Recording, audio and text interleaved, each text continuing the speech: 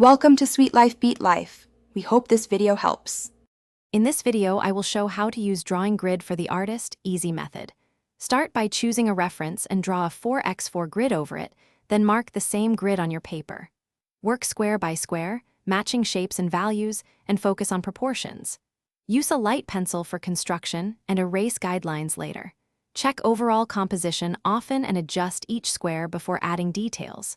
Practice daily to improve.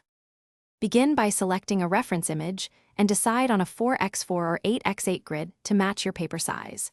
Measure and lightly draw the grid using a ruler and 2H pencil, keeping lines faint. Number rows and columns to track pieces easily, and transfer prominent intersections first. Block in large shapes and values per square, then refine contours. Step back often to compare the whole composition and correct proportions. Quick recommendation: if you're enjoying this video, please subscribe and like to support these drawing tips. Also, on another note, I love the Shark AI Ultra Robot Vacuum for cleaning up eraser crumbs and keeping studio floors tidy. It has voice control and smart navigation, making cleanup effortless between sessions. Check the description for the link and other deals, and if this helped you, now let's get back to the video.